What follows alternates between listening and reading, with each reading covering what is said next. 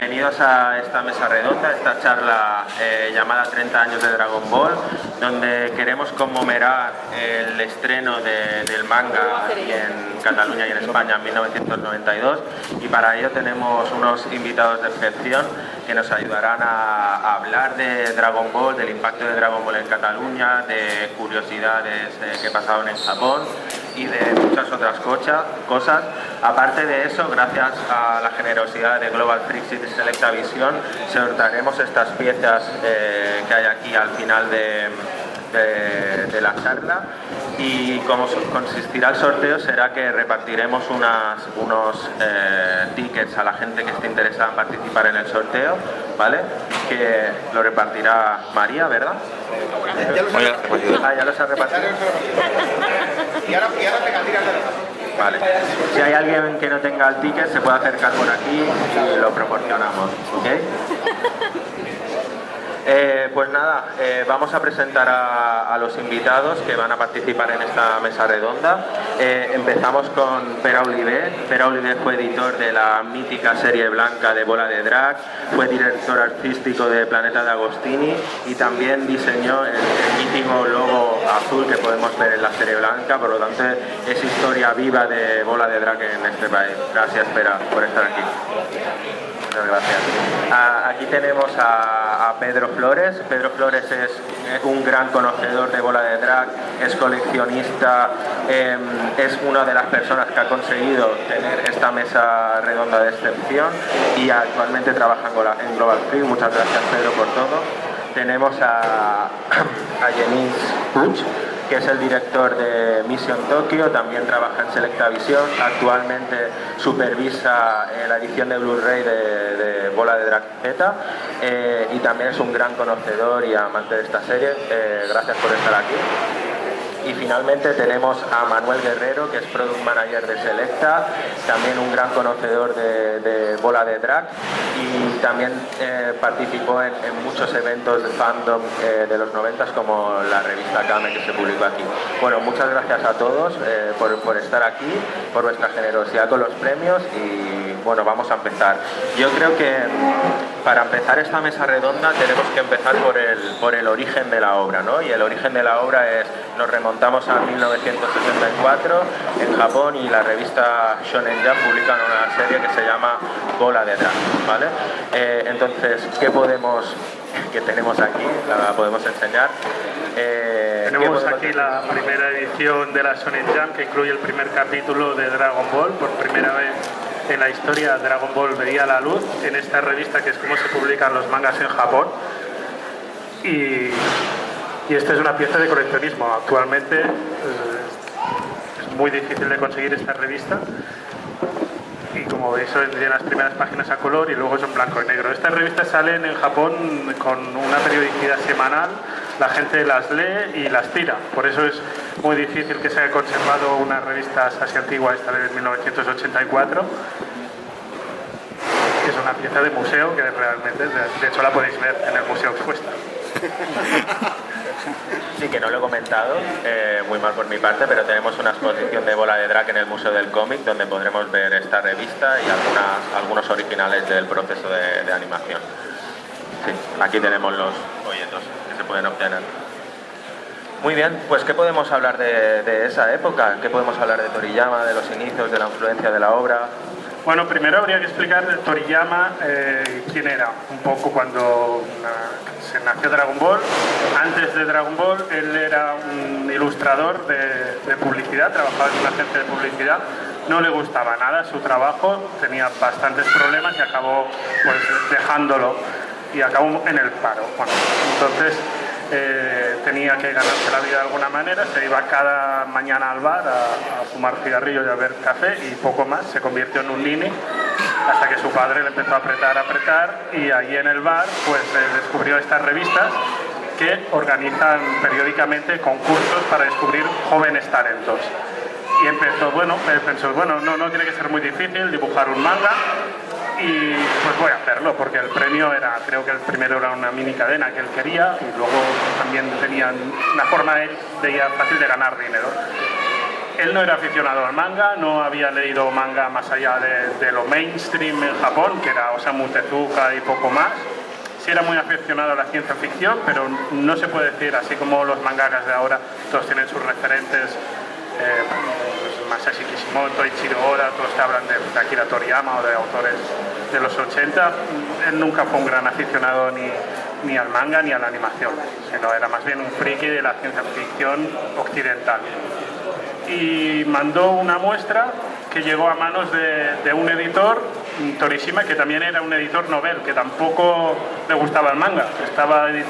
Entró como editor de manga, pero a él lo que le gustaba sobre todo era la literatura francesa.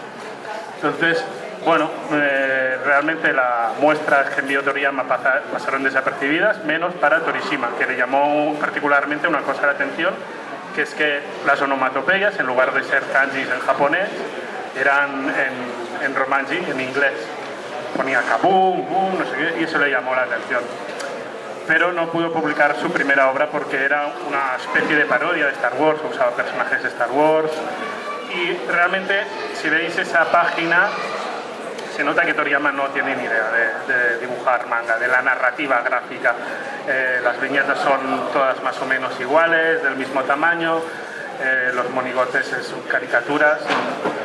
Realmente, pues no sé qué le dio Torishima, más allá de las onomatopeyas. El caso es que Torishima le vio potencial y empezó como editor a hacerle un seguimiento estrecho, y ahora publica más y publica estilos cortas, y empezó a publicar historias cortas en la Shonen Jump, hasta que al final pues dio con la tecla y empezó a publicar Doctor Slump, Arare.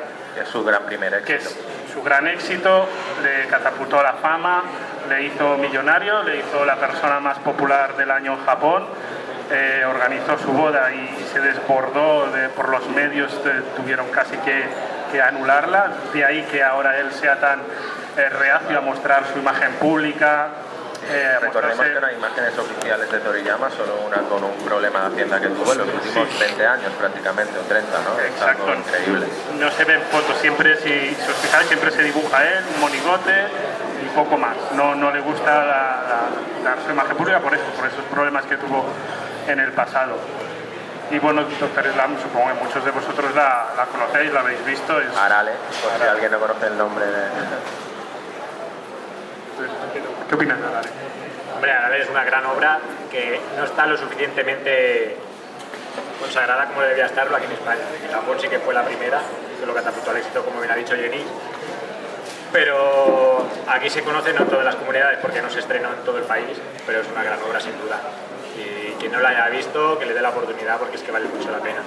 Las aventuras que pasan en Vida de Pingüino, tan surrealistas, es que lo valen un montón. Y digamos que fue lo que culminó para que luego viniera Dragon Ball después. O sea, que gracias a Dr. Slump ha venido todo lo siguiente y ha sido increíble. Sí. Si os fijáis en Arare, es una historia, un manga de humor, y en sus viñetas tiene muchas referencias a lo que Akira Toriyama se empapó, que es la cultura con mucho de Star Wars, de Star Trek, de Ultraman, de Japón, de ciencia ficción, de Superman, y luego muchas de esas cosas luego las vemos que claramente la ha influenciado para crear Dragon Ball. El caso es que era un Doctor Slump, Arare, era episódica, cada episodio era una historieta, un poco como Doraemon, de humor, y tenía que ir pensando gags semanalmente, y es algo que a Akira Toriyama pues le acabó quemando bastante, porque cada semana se te tenían que ocurrir pues chistes, y llega un momento que se quedaba sin ideas, y así se lo trasladó a su editor, que no puedo más seguir a este ritmo, esta publicación semanal, pues un capítulo semanal con 2 o 3 gags, y me estoy quedando sin ideas, quiero dejarlo ya y quiero empezar otra serie totalmente nueva. ¿Cuál es el problema? Que era la serie estrella de la Shonen Jump y ni de coña iban a dejar que eso terminase, porque es lo que más dinero estaba aportando a la editorial.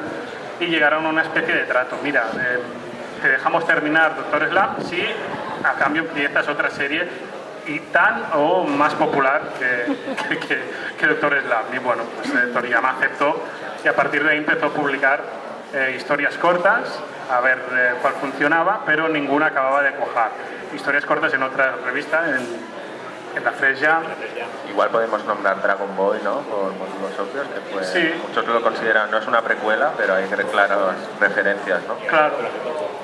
Sí, ahí un poco. Y sí, Dragon Ball fue de la que más éxito tuve. Y Dragon Ball fue un poco el germen de Dragon Ball. Y eso fue su editor que bueno, Toriyama estaba obsesionado con Jackie Chan y Bruce Lee, sobre todo con Jackie Chan. Y un día, pues visitándolo en su casa, una particularidad de Toriyama es que se pasaba el día dibujando con las películas de Jackie Chan de fondo. Y le dijo, oye, pues si tanto te gustan las artes marciales, ¿por qué no haces un manga de artes marciales? Y por eso hizo Dragon Ball, una historia corta que es de las que más éxito tuvo, porque la gente vota, creo que es su historia más favorita y hace un ranking de popularidad y demás. Y la que mejor funcionó fue Dragon Ball, así que se convirtió en el nacimiento de Dragon Ball, pues fruto de su pasión por Jackie Chan y Bruce Lee. Vemos muchas cosas de Jackie Chan en Dragon Ball, sobre todo en la primera época. Hay muchísimas referencias, sobre todo. Y es lo que comenta, es curioso como que mientras Toriyama iba realizando el manga siempre tenía puesto con las películas de Jackie Chan, su favorita, el mono borracho en el ojo del tigre, y también Operación de Dragón de Bruce Lee, era una de sus top. Sí, y las referencias son clarísimas en todo. Se nota muchísimo. Aparte siempre le ha gustado cinéfilo a tope a Akira Toriyama. Se ven referencias de Star Wars, de Terminator, de muchísimas obras occidentales. Por eso ahí se plasma todo en Dragon Ball y contiene muchas etapas y lo mezcla todo ahí. Para crear Dragon Ball quiso hacer una adaptación libre de una leyenda, la leyenda de Viaje al Oeste del Rey Mono, que es una historia, bueno, seguramente la conocéis, tiene 100.000 millones de versiones y periódicamente se hace una nueva versión y él quiso hacer una versión un poco a lo Arare, humorística, su particular versión del Rey Mono, ¿no? En la novela original, pues Bulma en realidad es un monje. ¿Qué es lo contrario a un monje budista? Pues una chica moderna, oriental, medioamericana, que es Bulma, ¿no? Y un poco jugaba con ese humor muy de Toriyama de voy a hacer lo que nadie se espera. Para crearlo, eso sí, hizo un viaje viajó por China y allí con su editor, su mujer, y para ahí alcanzar y ver todos los orígenes y para plasmarlo todo en el manga. En Japón es muy querida la obra del Rey Mono, es una de las grandes joyas de la literatura china, sería como un Don Quijote aquí, en España, y sí, ahí lo plasmó todo y fue el germen total para crear Dragon Ball. De hecho, la primera saga está muy centrada en la aventura del Rey Mono y hay muchas referencias y muchos de los personajes, tanto Oolong como Gyun Mao, están rescatados de ahí. Y luego, posteriormente, incluso en el relleno de Dragon Ball, siguen habiendo muchas referencias a la aventura del Rey Mono. Siempre ha estado plasmado. Luego ya, cuando ya se hace adulto, ahí ya se pierde un poco aquella esencia, ya coge otro rol, pero bueno, es el origen, claramente. Sí, esto es a partir de, como ellos lo han dejado, a partir de 1964, ¿no? que se empieza a publicar Dragon Ball. La verdad es que si googleáis por internet, veréis que el Dragon Ball que conocéis al principio, desde el principio al que creó Toriyama, es muy diferente. Goku al principio iba a ser un mono, no solamente iba a tener la cola de mono, sino que Goku iba a ser un mono. Hay diseños hechos por Toriyama de Goku siendo un mono, porque iba a hacer un gran viaje. Oolong, que era un gigante en vez de ser pequeñito, era como muy grandote. Bulma tenía el pelo rubio, ya que quería tener ese personaje que pareciera muy occidental. Entonces era todo súper diferente y fue Torishima, el editor, el que le fue guiando, ¿no? Porque aunque estaba concebida la primera saga para que fuera muy cortita, un pequeño viaje en busca de las bolas de dragón, que luego se tuvo que tornar un torneo de artes marciales, gracias a que a él le gustan tanto las artes marciales, y gracias a ese concepto, ¿no? Que con Torishima, con el editor, pues plasmaron porque lo que querían es que la obra perdurase lo máximo posible, ¿no? Y eso se nota también, que Jenny estará de acuerdo, en que cada vez que acababa una saga parecía que ya quería matar a los personajes, que Goku muriese y ya está, y se acabó, y otra cosa. Y eran los editores los que le iba diciendo, no, es que ahora tienes que hacer otra cosa, ahora tienes que hacer otra cosa. El editor Torishima siempre ha estado muy encima de él. No sé qué relación actual tendrá ahora mismo, si no se pueden ni ver un poco amor-odio. Un poco amor-odio, sí, según lo que se comenta. Pero Torishima siempre ha estado tanto en el diseño final de los personajes como en el concepto de las sagas y quién era sobre todo los malos de cada saga, ¿no? Hay una anécdota muy buena, aunque ahora demos un salto en el tiempo, que es cuando empieza la saga de los androides, ¿no? Los primeros androides que salen, dicho por Torishima en alguna entrevista. Claro, es que Toriyama me presentó un viejo y un gordo, y estos no podían ser los malos más malos de la saga, y le obligó a crear el concepto de célula. El concepto de célula no estaba creado desde el principio. O sea, de esta manera podéis ver la importancia del editor dentro de la obra. Con célula segunda forma ocurre exactamente igual. Según el editor tenía cara de tonto, el célula en segunda forma, y se lo hizo rápido y tal, que evolucionara y alcanzara la perfección del cuerpo, porque no le gustaba aquel diseño. El editor influía mucho en el manga, muchísimo. Curioso es que en esa época Torishima ya no era su editor, él ya había ascendido, ya era... Sí, Toriyama ya estaba en manos de otro editor, pero para que veáis pues lo importante que fue Torishima para él, que aún ya no siendo editor, pues le seguía influenciando y sus opiniones le hacía caso igual, como si fuese su editor. Precisamente porque Torishima tampoco era un experto en manga, ni le interesaba ni nada, pero sí que empezó a estudiar mucho la narrativa del manga, empezó a estudiar qué mangas tenían éxito en esa época, y el que más éxito tenía en la Shonen Jump era El puño de la estrella del norte, y empezó a estudiar muy bien la narrativa de los combates, y entonces le explicaba a Toriyama cómo hacerlo. Y un poco lo que hicieron es darle una vuelta al puño de la estrella del norte. En lugar de... El puño de Estrella del Norte era una historia de artes marciales también muy cruda, muy violenta, con mucha sangre, muy seria, y un poco yo lo asemejo a lo que era un poco Bruce Lee. Y con Dragon Ball hicieron lo mismo que hizo Jackie-chan, que es coger el concepto de Bruce Lee de serio, sangre, agresivo y tal, y darle un toque humorístico, como hacer una especie de parodia de lo que era eso, y es lo que era Dragon Ball. Es artes marciales, pero con mucho humor, con personajes mucho más originales, un tono más desenfadado, y más aventuras.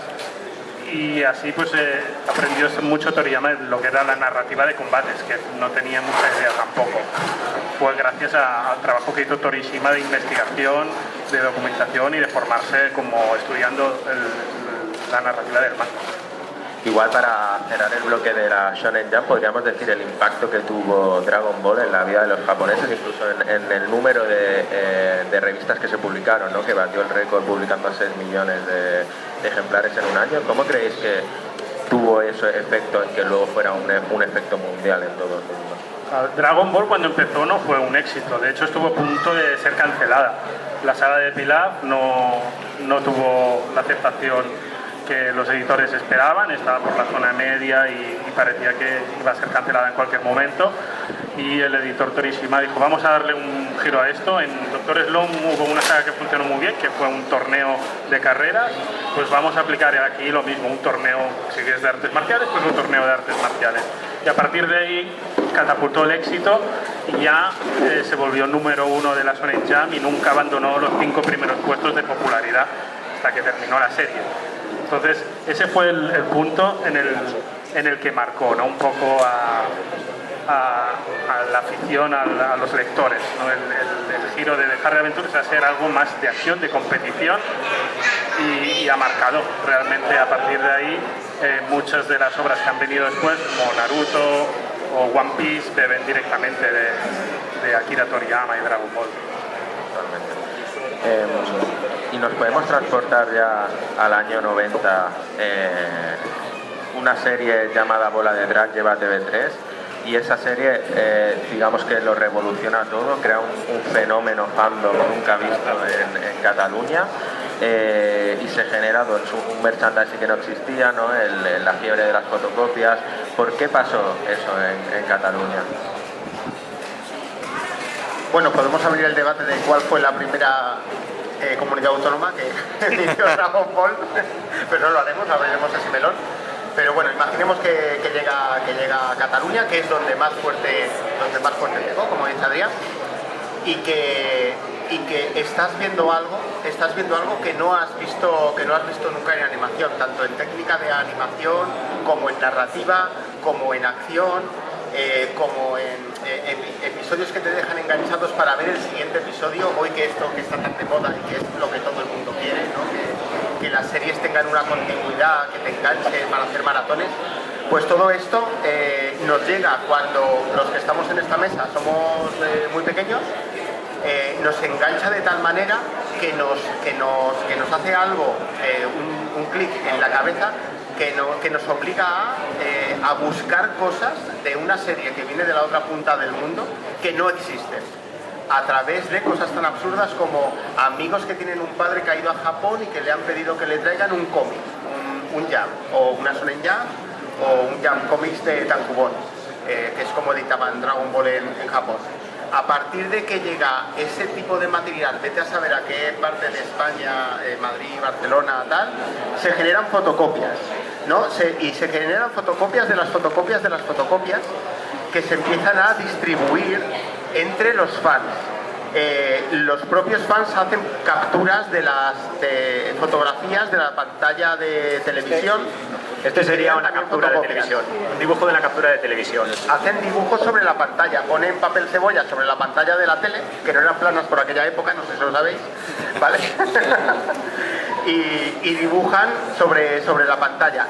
Y todo este material empieza, digamos, a circular.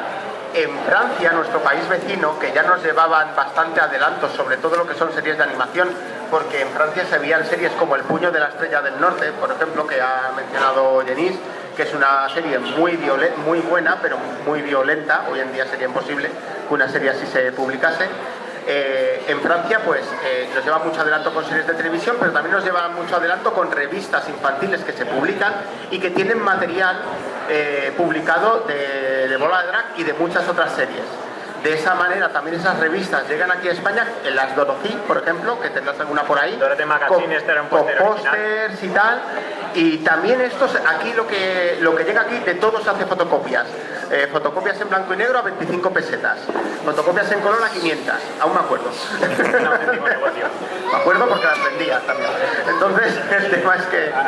Claro, el tema es que de esto, y ahora podemos dar el paso, de esto se dan cuenta las mayores pues empresas editoriales de España, como es el caso de Planeta. Se da cuenta de este fenómeno.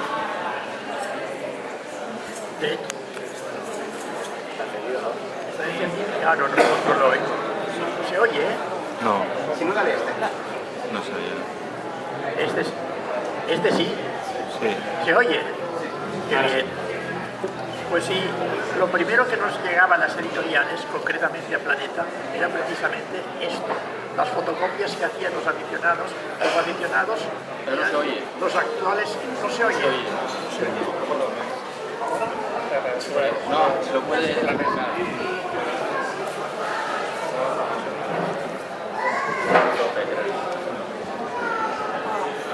A ver, ahora. No. ¿Escucha? Ay, que nos quedamos sin mí. Hola. Bueno, ahora sí. Si se nota enseguida cuando un micro funciona, el primero que lo escucha es el que habla. Si el que habla no lo oye nadie. Pues eso decíamos, que las gentes que ahora tienen 35, 40, 45 años eran los chiquitos de entonces. Y nosotros, la gente del mundo editorial, no teníamos ni idea de lo que era el manga, ni de lo que era Dragon Ball, ni de lo que eran estas cosas que atraían de tal modo a los aficionados. Y precisamente lo descubrimos por eso, porque nos empezaban a mandar fotocopias que las sacaban de lo que os ha mostrado antes, de este libro que fue el gran descubrimiento de los aficionados de aquí, que dijeron: esto es una maravilla. Y además, el problema era poder llegar los primeros, y para ello tuvimos que escribir rápidamente a Shueisha, averiguar quién era quien editaba Dragon Ball, que era Shueisha, ponernos en contacto con Chibusa Fino, que era la editora de entonces, y entonces a través de ese contacto a ellos les costó mucho entender que esto pudiera interesar. Dijeron que es una mentalidad japonesa, porque requería una traducción conceptual y una traducción literal. Entonces, de esas dos traducciones empezaron a salir los primeros libros. Este fue el primero, con la serie blanca, la serie roja, la serie azul, porque empezamos desde el número 1 y además con muchas dificultades, porque esto es en los años 90, no teníamos todavía ordenadores en la editorial. no habían entrado los Macintosh ni los PCs. Entonces se hacía todo partiendo de fotocopias de las viñetas interiores, y entonces esas viñetas interiores, de cada viñeta las dábamos a colorear para hacer una portada. De allí que sean un recuadro y no sean a sangre, como pedían siempre los aficionados. Decía, hacerlo a sangre. Y les decíamos, es que no tenemos todavía Macintosh ni PC, sabemos que existe, pero no habían llegado a la editorial. Entonces la única forma de hacerlo era sacando viñetas interiores, sacábamos pruebas en azul, con unos fotografios, después la prueba en azul se coloreaba siguiendo los colores de las portadas de la edición japonesa, y de ahí empezamos la edición primera, sobre todo en Cataluña, que fue un gran éxito. Fue un gran éxito porque escribía mucha gente diciendo, es que no editeu res en catalán, y había ganas de editar en catalán. Entienden el catalán ustedes, ¿no? Si digo alguna cosa en catalán, si no me corrigen, sigo hablando en castellano. Y precisamente porque había el exitazo de Caballfort, había el exitazo de revistas pretéritas en Cataluña, fue antes de la guerra civil uno de los lugares donde se editaron más revistas en todas en catalán. Estaba la Esquella de la Tormatxa, el Crescut, el Benegra, una cantidad de revistas también para niños, el Pacifet, que tenían un éxito apoteósico. Y el hecho de que empezara una publicación en catalán, había incluso maestros que decían, escribían a Planeta, y es que no fue res en català, es que no fue en castellà. Hubo un intento por nuestra parte de editar Las Pasas Salvajes, pero no llegó a ningún buen puerto porque la inmensa mayoría de los lectores de La Espada Salvaje y de muchos superhéroes procedían del circuito industrial del área del extrarradio de Barcelona. No es que no los hubieran nacido tanto de Barcelona, pero sobre todo eran del área del extrarradio, eran la mayoría castellano-parlantes, y entonces cuando hacíamos una encuesta a ver si podíamos editar en catalán decían que no, mejor en castellano, pero en cambio con Bola de Drac fue una euforia, una explosión. Y la técnica, ya digo, era partiendo todo de viñetas interiores, sacando pruebas, rotulando encima de los fotolitos, era una odisea, y eso mejoró a partir del año 95 cuando editaron los Macintosh y los PCs de editorial. A partir de entonces ya pudimos hacer cubiertas a sangre, o sea, sangre a toda página, como esto, es de la sangre, y esto es con recuadro, pero aquí es evidente que trabajamos todavía con medios muy primitivos, que ahora cuesta de entender a los grafistas de hoy, que lo hacen todo con técnicos máquinas, que tuviéramos que hacer las cosas con Rotting, con tiralíneas, con compás, con encuadre, cartagón, con paralex, con rueda de cálculo. Eso pasa la historia, no sabemos lo que es cálculo. Tipómetro, pedíamos con cifras los textos. La rotulación además era manual, globo a globo y letra a letra. Y ahora no, ahora a partir de los años rotulábamos abecedarios, fuentes, ordenador, ya la cambió y se hacía los orígenes. Quienes provocaron que se editaran Bola de Drac, Dragon Ball, fueron los lectores, que fueron los lectores que mandaban no una, no sino cientos de fotocopias diciendo cómo no traes esto. Y evidentemente fue el primer gran éxito de los cómics de Planeta, porque si hasta aquel entonces editábamos superhéroes, líneas de cómic europeo, los tirajes eran de 3 a 5.000 de cada título, con Dragon Ball fueron 85.000 ejemplares semanales. O sea que fue a una dosis del año para el tipo Planeta. Un detalle muy importante es que tú diseñaste el logo de Bola de Drac, ¿verdad? Sí, pero el logo de Bola de Drac no tiene ningún secreto. Bueno, sí. No tiene ningún secreto, pero lo ha visto millones de personas, diría, ¿no? Pero no solamente Bola de Drac, sino también Doraemon y muchos otros productos japoneses, partíamos de los kanjis y buscábamos kanjis o hiraganas que en las letras occidentales tuvieran cierto parecido. Entonces, hacíamos mucho uso de la línea curva, porque la línea curva aparece mucho en los kanjis japoneses. Ustedes que saben japonés les contarán con detalle que son los kanjis, que son los hiraganas, porque son las fuentes de... La gente le llama pictogramas, pero no son pictogramas, son otra cosa. Y desde la redacción, ¿cómo se diría el éxito? ¿Tú tienes alguna opinión de por qué tuvo este impacto en la sociedad? Sí, Sí, es bastante comprensible, porque cuando un personaje tiene alma y tiene fuerza y tiene carácter, tenemos personajes que han cumplido 90 años, 100 años, tenemos los 90 años de Popeye, los 80 años de Superman, los 70 años de Carpanta. O sea, cuando un personaje, te cuento que es el personaje que tiene más fuerza en España, cuando un personaje tiene alma, tiene carácter y además tiene connotaciones con el mundo de las ideologías muy fuertes, la con Bol los tiene, pues esto cala fuerte. Y es curioso que en un prólogo que escribí de los últimos que me pidieron, comento precisamente que en Bola de Dragon Ball se da la circunstancia que aparece la reencarnación, la resurrección y la transfiguración. O sea, que todas las grandes ideologías de las ideologías todo aparece en Bola de Dragon. Y dicen los psicólogos que en su consciente colectivo el ser humano tiene deseo de trascender. Entonces un personaje que tenga una cierta trascendencia, vemos que los grandes superhéroes también lo tienen, Superman lo tiene, Superman lo tiene, el motorista fantasma que cuento, ¿no?, que va por los confesionarios del mundo buscando su redención y no la encuentra. Todas esas connotaciones, además el personaje tiene magia, la magia también es algo que tiene mucha fuerza, tiene fantasía, se le tienen todos los ingredientes para que sea un personaje con fuerza y que además arraiga bien con el lenguaje y las tradiciones. Por ejemplo, el hecho de que aparezca un dragón ya es un éxito en Cataluña, porque tiene connotaciones con el patrón de Cataluña, que es San Jordi. Y además salió el día de San Jordi, el polo de Dragon Ball. Va a ser el eslogan de la publicidad, pero San Jordi todos se lo pondrán. Jorge todos con el robot.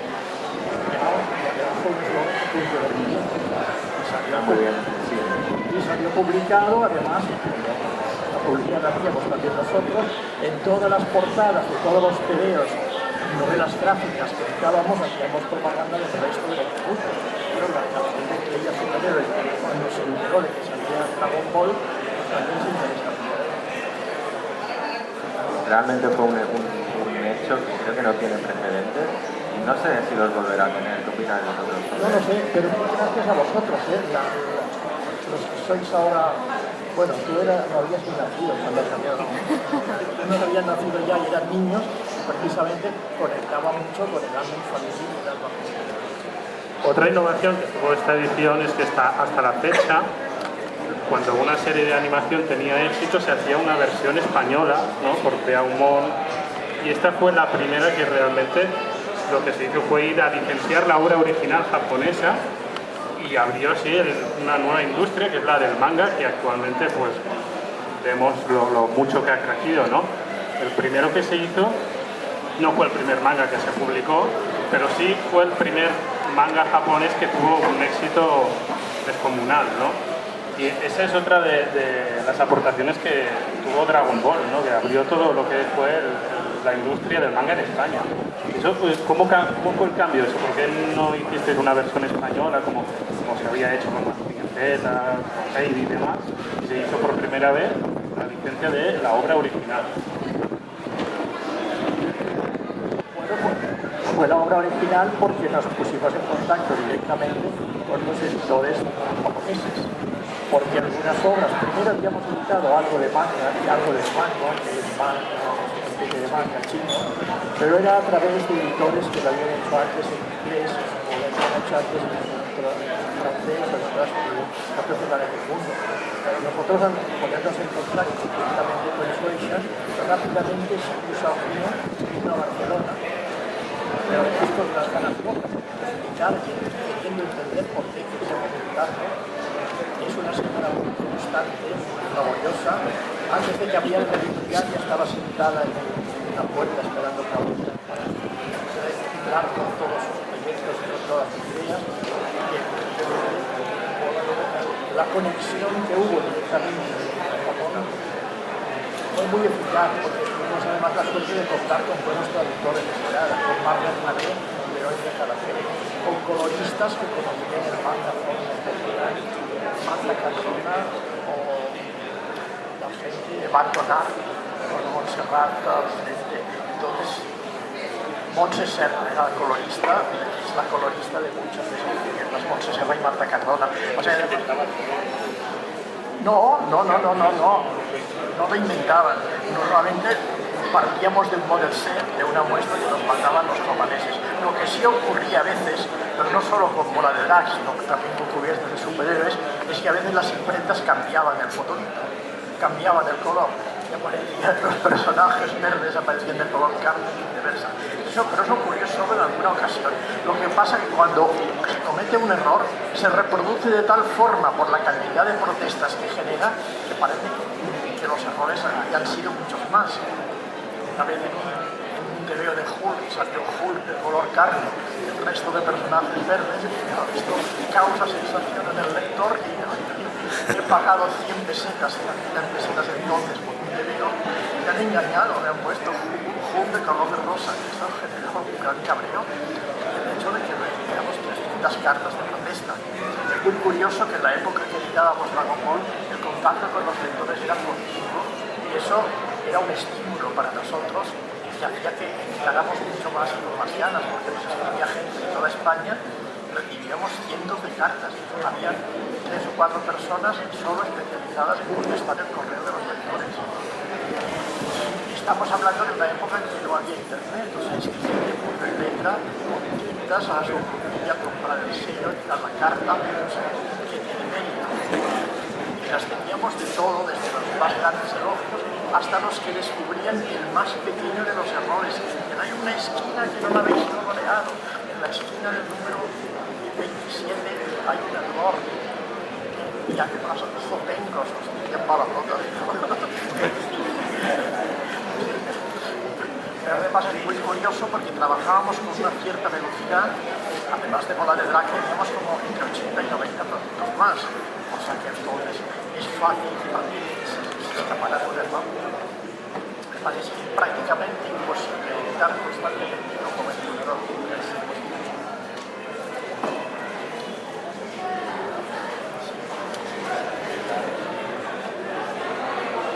Bueno, el éxito supongo que superó todas vuestras expectativas y también me consta que al principio la edición catalana vendía más que la española, ¿no? Sí, es posible porque el número de aficionados, los clubs de otakus, que son los lectores de manga, eran mucho más numerosos en la provincia de Barcelona.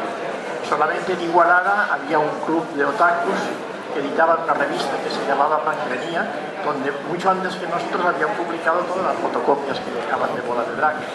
Y después se unió el exitazo del anime, que el hecho de que lo proyectara TV3, y luego también fue un exitazo en el País Valencià. Es curiosísima la traducción al valencià, o sigui, Bola de Drag parla de la manera del valencià.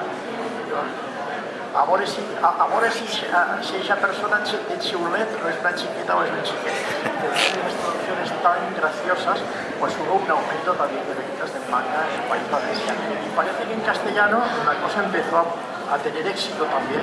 También muchos surgiendo así de un modo espontáneo y fue creciendo además, porque además lo curioso es que esto se mantuvo a lo largo de todos los números, porque nosotros sacábamos cómics, por ejemplo, de superhéroes, que vendían bien el número 1, 2, 3, 4 y 5 y luego iban descendiendo las ventas. En Bola de Drag no, en Bola de Drag siguieron las ventas desde el número 1 hasta el final, o sea, no descendieron jamás las ventas. Eso es una sorte. En esa época también es verdad que no llegó nada de merchandising ni productos derivados y por eso hubo este boom de las fotocopias. Había ahí como un síndrome de abstinencia que no había material de Dragon Ball y además las fotocopias eran spoilers muchas veces, ¿no? Y la gente las buscaba pues a ver qué pasará, no sé qué, y ya todas las teorías que actualmente se montan en Twitter pues se montaban en los patios de colegio cuando veías la fotocopia con un personaje Goku ya mayor o el Son Gohan transformado o cosas así. Comentábamos las Que no teorías. existía internet. Cuesta de entender esto hoy porque hoy en las redes sociales la difusión habría sido todavía mayor, pero es que entonces no existía internet. Se hacía todo a través de fotocopias y de correspondencia de lo que se llama el correo final, el correo postal. Y quizá el primer producto que tuvo un éxito masivo fueron los cromos de Panini, ¿no? La colección que lanzó oficial con fotogramas de la serie. La famosa de los Saiyans, del Guerrero del Spine, finales del 91. Esa tuvo un éxito sin precedentes. Se vendieron como 100.000 álbumes, Fue millones, se contaban por... Los sobres de cromos y álbumes unos 100.000. Se repartían en los colegios, aquello Se repartían en los colegios, pero inaudito. hay fotografías de la época del director de Panini, ¿no? Sí. Sentado en el almacén de distribución con todos los palés preparados para distribuirse en kioscos, porque fue una locura. Había kioscos que los agotaban, porque se los llevaban, la misma persona se compraba 2 o 3 álbumes, o se compraban toda la caja de cromos directamente. De hecho, la gente tenía que hacer un poco de periplo por los kioscos de tu barrio, del barrio próximo, para poder coger los cromos. Me acuerdo que la gente hacía cola en Continuará Comics, en una librería de Barcelona, que en su parte de abajo se especializó en merchandising que traían desde Japón y desde Francia, y que vendían además a través de Enrique, que era el encargado por entonces, que vendían todo el material nacional que se empezaba a publicar en aquella época.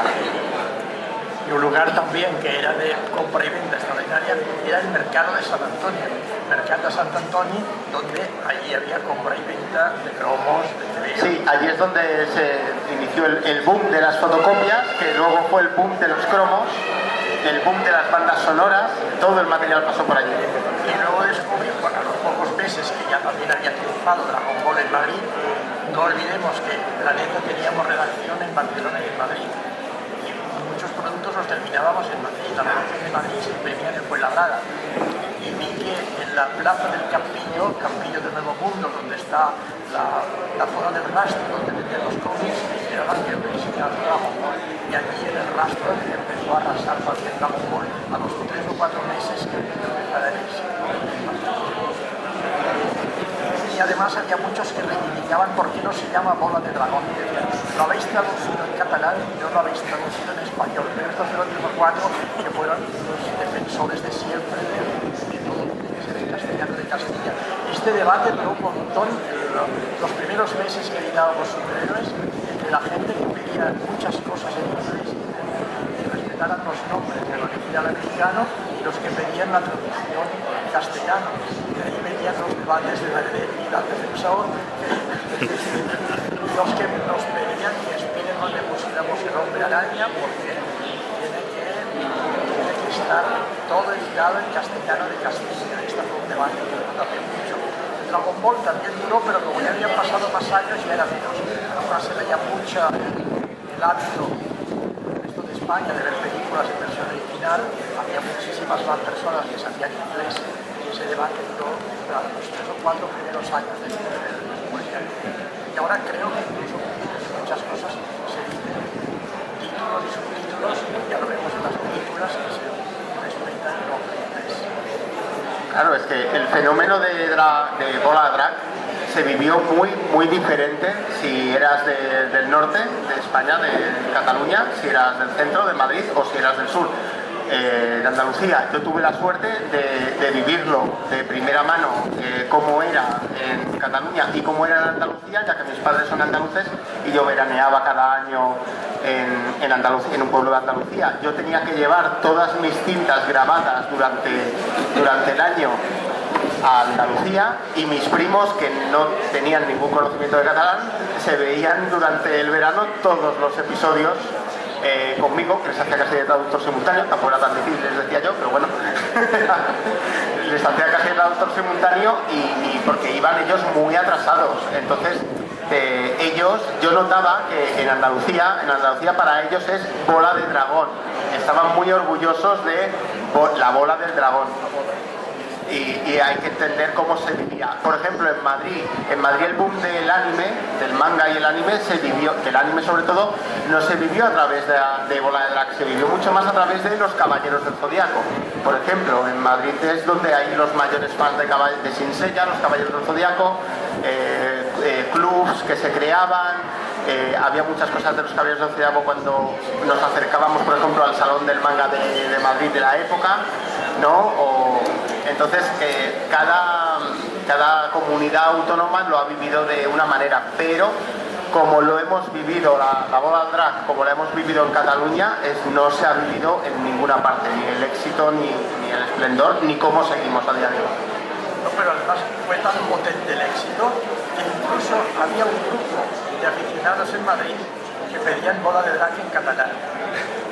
Se pusieron un nombre, la colla Pesigoya. Yo pensaba, pero estos debe ser catalanes que viven allí. No, nadie no es solo catalanes. Eran madrileños y decían que era muy divertido leerlo en catalán. Pero que ha ocurrido con ningún otro producto, porque con otros productos cuando salía algo en catalán se quejaban. Con bola de drag, resulta que bola de drag cuajó prácticamente en toda España. Incluso te mandaban cosas para que le hicieran la traducción. Digo, pues ya lo tenéis en castellano. Digo, pero que pueden comprarlos. Y había, no sé, en Madrid Comics, Sí, una de las líderes más importantes de Madrid. y en Electra Comics, en la calle de San Bernardo, venían también bola de drag en castellano, podía ser. Aparte que sí, hay una cantidad también de lectores catalanes en Madrid, porque hay un montón de catalanes que viven y trabajan en Madrid. Muchísimos. Y habíamos, y nosotros además íbamos a todos los salones a presentar bola de drag. Presentamos Dragon Ball bola de drag en el Salón de Granada. Sí, en Granada también. Y ha sido uno de los más potentes. Las jornadas de comediantes, el Salón de Viñetas desde lo Atlántico, que es el Salón de Acuña, las jornadas del Diario Valencià, o sea, donde hay un salón, ahí vamos con bola de drag. Además, esto generaba aquí, pues, centenares de mesas redondas sobre Dragon Ball bola de drag, no solamente en los salones, que son eventos donde va muchísimo público, sino en jornadas pequeñitas que se han celebrado en ateneos, en culturales, en bibliotecas, en cualquier lugar del país. Incluso en las jornadas del cómic de Tenerife, que queda un poco lejos. Se celebran todos los años. Aprovechando que tenemos aquí al Product Manager de Selecta y a Yanis, que también está trabajando en la edición de Blu-ray, ¿cómo veis el futuro, bueno, el presente y el futuro de Dragon Ball? ¿O cómo van las ventas? ¿O cuál es el estado actual de Dragon Ball aquí? Pues Dragon Ball es lo más vendido de lejos de Selecta Visión a día de hoy todavía. Es el anime que más vende, pero con muchísima diferencia. Y cada edición que sacamos pues vende más que la anterior, te diría. Entonces el futuro es esplendoroso porque estamos editando por primera vez en Blu-ray Dragon Ball y Dragon Ball Z. Dragon Ball ya está completa en Blu-ray y Dragon Ball Z estamos en ello, y es poder disfrutar con las televisiones actuales de Dragon Ball que en HD. Pues claro, no es lo mismo como se emitió en los 90, que las televisiones eran distintas a las televisiones que tenemos actualmente, ¿no? Entonces, este salto tecnológico es el que estamos haciendo ahora para poder seguir disfrutando de Dragon Ball y Dragon Ball Z durante muchos años. Así que yo creo que hay cuerda para rato para Dragon Ball y Dragon Ball Z y Dragon Ball Super y las películas y todo lo que vaya a venir, ¿no? Sí, la marca Dragon Ball llega a Selecta Visión en el año 2005. Llega con Dragon Ball Z, además, porque teníamos muy claro que ya había una edición de un antiguo editor que se llamaba Manga Films en España, que había lanzado la colección de Dragon Ball en DVD, y nosotros vimos ahí el hueco, ya que Manga Films estaba dejando de editar animación japonesa, y vimos el hueco para adquirir la marca Dragon Ball completa. Ya teníamos un plan, pero queríamos empezar por lo inédito, entre comillas, que era Dragon Ball Z. A partir de ahí creamos las ediciones de DVD remasterizadas, en una de las ediciones que no sé si a día de hoy tiene el récord de colección más larga en DVD, quitando documentales, por supuesto, que es 36 volúmenes durante más de, porque no eran mensuales, eran casi cada 2 meses, y fueron casi 3 años de edición. Son 36 volúmenes en 3 años de edición, con unas ventas espectaculares. Luego esos volúmenes reconvertidos en packs, en 7 packs, como las 7 bolas de dragón, después es reconvertidos esos 7 packs en cajas especiales de venta de DVD, y así desde el 2005 hasta llegar hoy en día, ¿no? Hace unos años, Denis, cuando empezaste con Dragon Ball en Blu-ray, en el año 2019, 18, en el año 2018 se empezó la aventura de la remasterización en HD para lo que ha contado Denis, que es las televisiones hoy en día que tienes en casa tienen mucha más definición, tienen otro formato de pantalla y tienes que adaptarte a la nueva tecnología y tienes que utilizar la nueva tecnología que tienes, ¿no? Los soportes nuevos que hay tecnológicos para la tecnología que tienes en casa. En este caso el Blu-ray, que da muy buena resolución de imagen y sonido. Y en eso hemos estado trabajando desde el año 2018 con mucho éxito, porque además la llegada de Denis a Selecta Visión y al encargarse él de toda la marca Dragon Ball, le da un nuevo aire, un aire que desde Selecta Visión años atrás pues ya se había quedado un poco antiguo, y tenemos pues estos packs espectaculares que podéis ver aquí encima de la mesa, que es la visión que tiene el Product Manager de Selecta Visión, Denis, de cómo tiene que llegar Dragon Ball al público, y por el feedback que nos da el público creo que estamos en muy buen camino. Además me gustaría aportar una cosa sobre las ediciones que han hecho de Blu-ray. Han tenido un detalle muy bonito sobre lo nostalgia, porque si os fijáis, el número 1 de la serie blanca y la edición de Blu-ray se ha hecho para que para los más nostálgicos recuerde el formato, y con la serie roja ocurre exactamente igual. Es un homenaje que le hemos querido dar a los orígenes de Dragon Ball.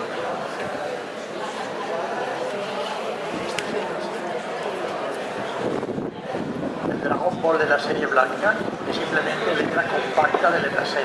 En cambio el otro, el Ball of the Dragon y Dragon, dibujado a la mano. Ya se nota, ¿no? Uno es manual y el otro es letra set, que era algo muy utilizado en los años 70 y 80 del pasado siglo. Este es manual y el otro es letra set, que también es a mano, letra a letra, pero eran letras adhesivas que se utilizaban en publicidad y en el mundo editorial. Prácticamente en los años 70 y 80 todos los periódicos y revistas, los titulares eran con letra set. Es después de los 90 que se veía la informatización y el letra set. Es otra de las cosas que dejó de existir, porque fue un éxito durante muchos años. En el caso del anime estamos muy sujetos a lo que nos dice Toei Animation. Las ediciones se hacen codo con codo con Toei Animation, entonces ni de coña nos dejarían pues, dibujar a mano el logo. Tenemos que usar los logos que ellos nos envían desde sus guías de estilo, y ellos revisarlo, aprobarlo, en un proceso que a veces se vuelve casi infinito. Muy interesante. Creo que ya para cerrar la charla podemos hablar también de vuestro punto de vista de Dragon Ball Super. ¿Cómo veis, ya desde el punto de vista de estar en Selecta y de las ventas y del interés, y desde el punto de vista fandom y de la obra en sí? ¿Qué opináis del presente que es de Dragon Ball, que es Dragon Ball Super, y cómo veis el futuro de la franquicia? El presente, que es Dragon Ball Super, la verdad es que lo vemos muy bien, porque el número de fans que está cogiendo la marca Dragon Ball desde que Toei Animation decidió volver a hacer una serie de televisión ha sido increíble. Digamos que la marca vive y perdura gracias a no solamente los fans de la época que recuerdan Dragon Ball con nostalgia y cariño, sino con los nuevos fans que se han creado. Estamos hablando de que cada generación, desde que nosotros nos hicimos fans de Bola de Drag, porque lo vimos por primera vez por TV3, cada generación ha tenido un gran grupo y cada vez mayor, te diría yo, de fans de Bola de Drag, de Dragon Ball.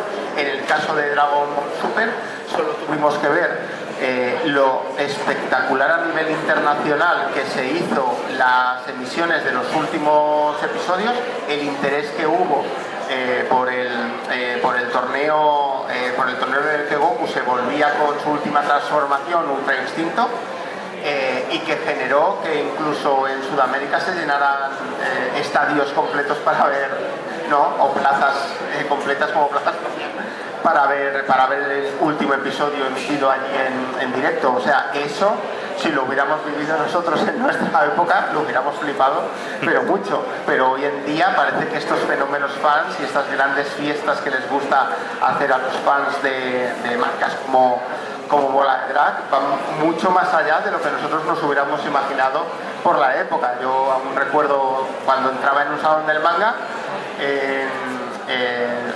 del primer salón del manga que se hizo en la estación de Francia, ¿no?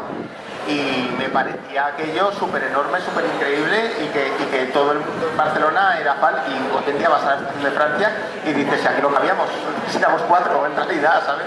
Primero fue en el Sant Andreu Teatre. Es verdad, ese fue el primero que fue Planeta, Norma, que se unieron para hacer una...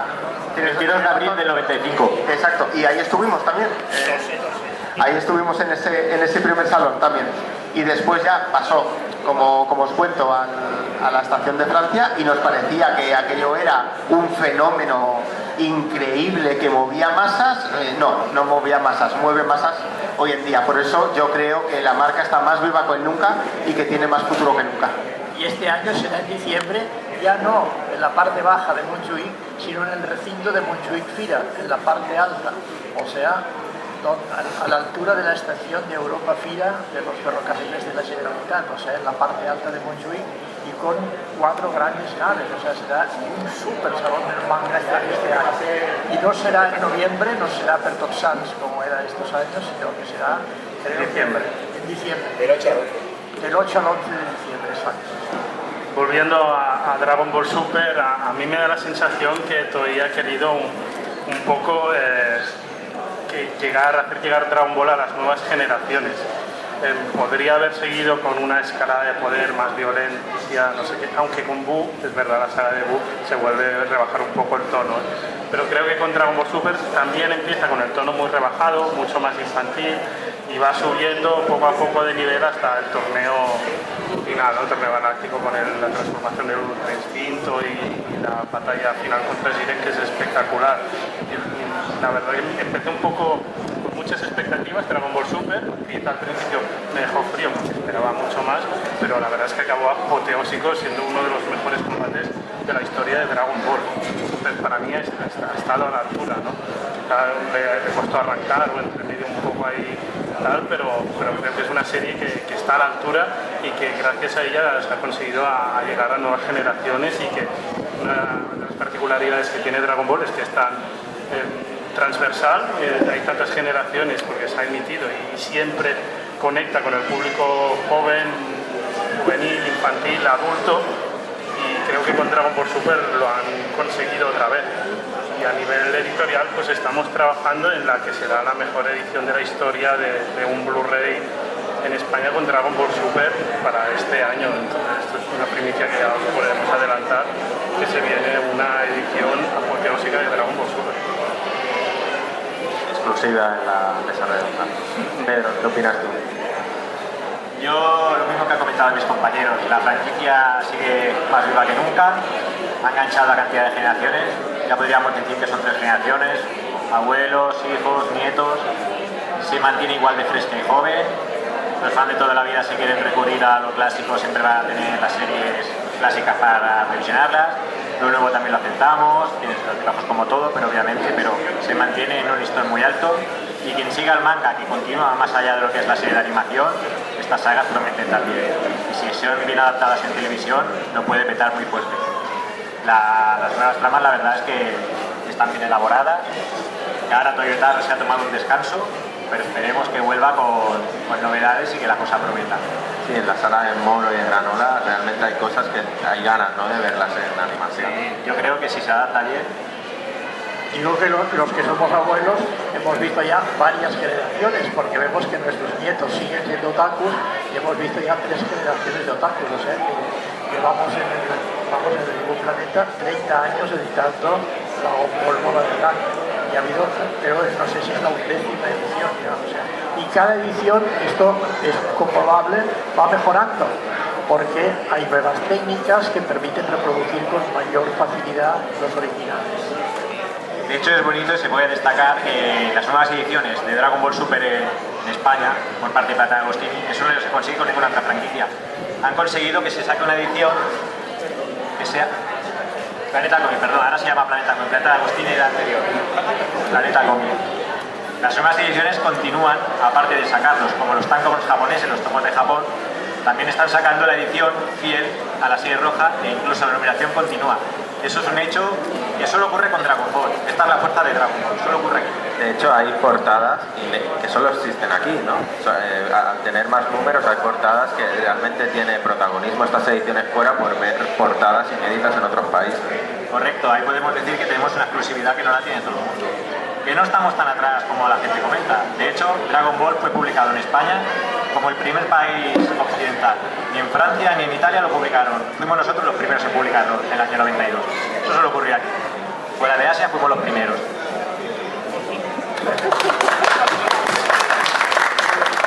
Bueno, y yo creo que para acabar, antes de hacer el sorteo, creo que me gustaría que cada uno de vosotros dijera qué ha significado Dragon Ball para sí mismo, a nivel personal. ¿Quién quiere empezar? Bueno, a nivel personal, grupo de amigos, mujer, trabajo, casa, o sea, es como si Dragon Ball me lo hubiera dado todo en la vida, pero literal, o sea, es muy heavy, es muy heavy. No sé qué hubiera pasado si Toriyama no hubiera existido, hubiera hecho Dragon Ball, la verdad.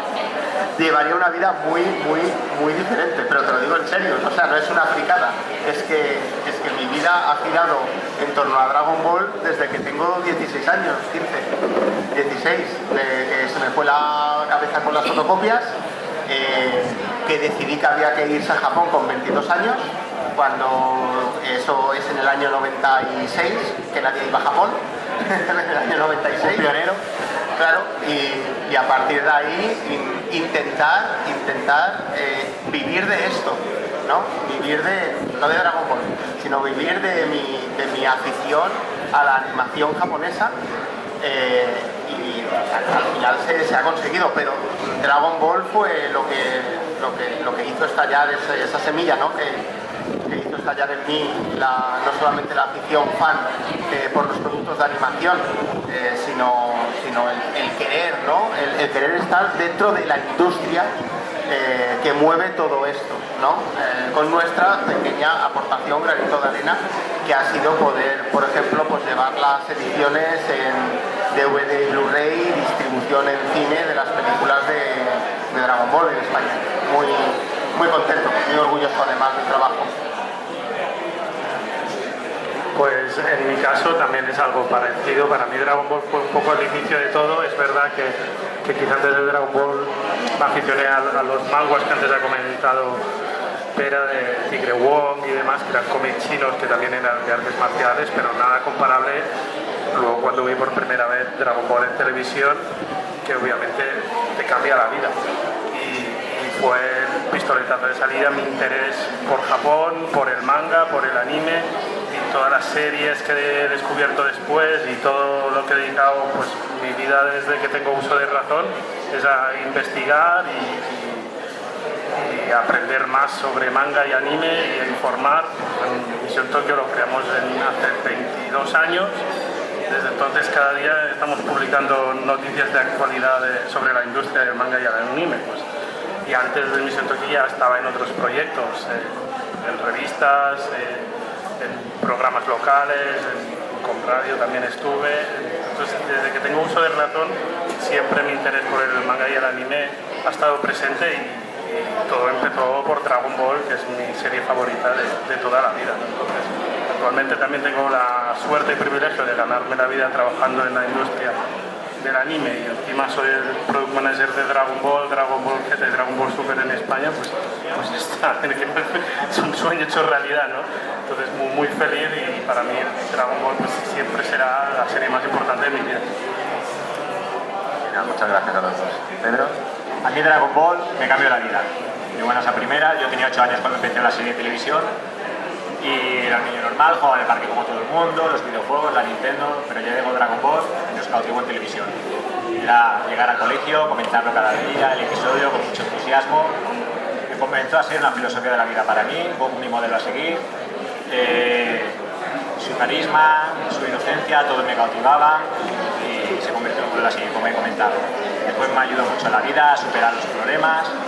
Sin darme cuenta ya me había introducido en el mundo de Dragon Ball y es que hasta ahora no me puedo separar de él, siempre he sido fiel. Incluso juré de adolescente que me haría un tatuaje cuando tuviera la edad para tener ya la constancia siempre con él.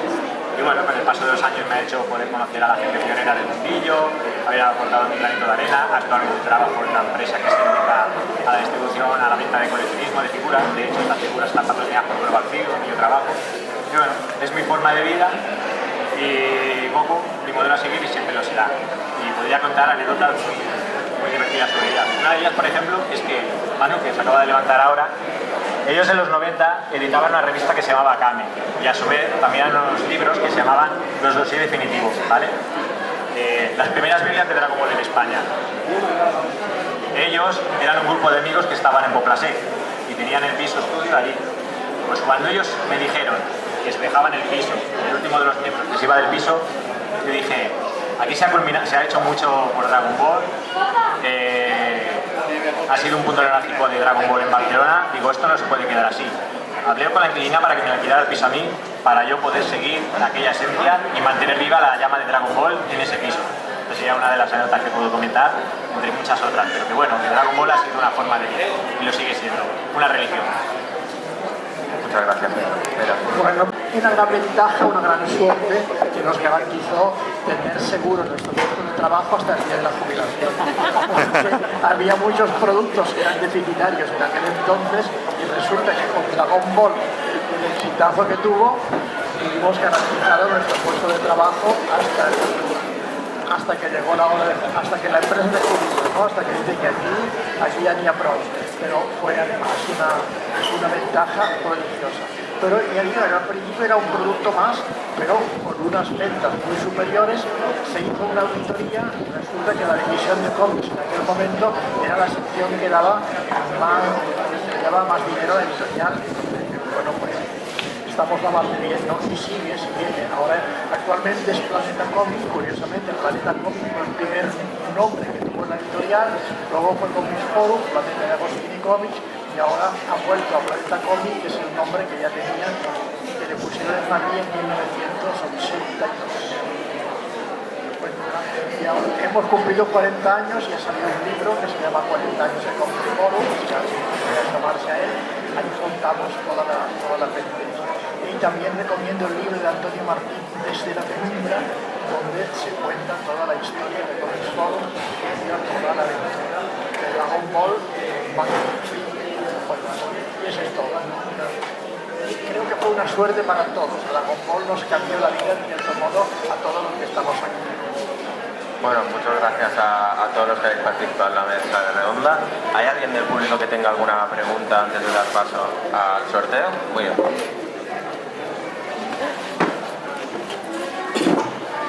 Jo volia preguntar, ja que Selecta Edició ha marxat, que hi havia la possibilitat d'aquest any de treure una edició mai vista de Bola de Drac Super, volia preguntar si hi havia la possibilitat d'aprofitar les subvencions existents de la Generalitat per sèries, que hi ha ara mateix per doblar en català, també sèries, no només pel·lícules, per tal que aquesta sèrie de Bola de Drac Super s'editi també amb doblatge en català, tenint en compte tot el que hem parlat en aquesta xerrada de la importància de Bola de Drac a Catalunya. Gràcies.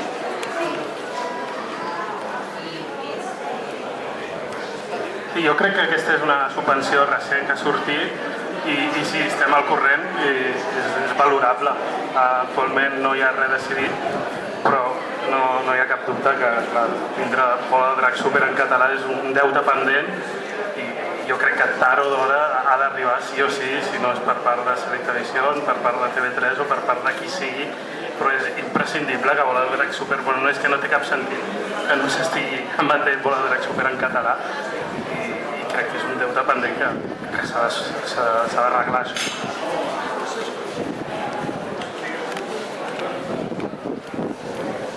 ¿Funciona? Ya que está Pera, muy bien aquí, cuando vaya a Cicastera. ¿Cómo vivió el tema de la violencia en la neta cuando las asociaciones de madres empezaron a acusar a Bola de Drac de ser violenta y incentivar a los niños a pegarse? O de en Ulegués Salsalera que dijo que TV3 se había inundado de cartas. Bueno, eso fueron algunos políticos sobretot polítics catalans que en aquel entonces tenían mucho peso, y entre ellos creo que se puede citar, no se asustará nadie, el señor Duran Lleida, que decía eso es una museria, això Llegó al Parlamento. El tema llegó al Parlamento. Sí, claro, era la presidenta de Convergència i digo, però si el que hauríeu de fer és tornar a editar el Patufet, perquè esto pervierte a los niños, aquest follet Tortuga, que es un pervertit, que empezaron a... Pero fueron 4 gatos y la cosa no prosperó entre los lectores.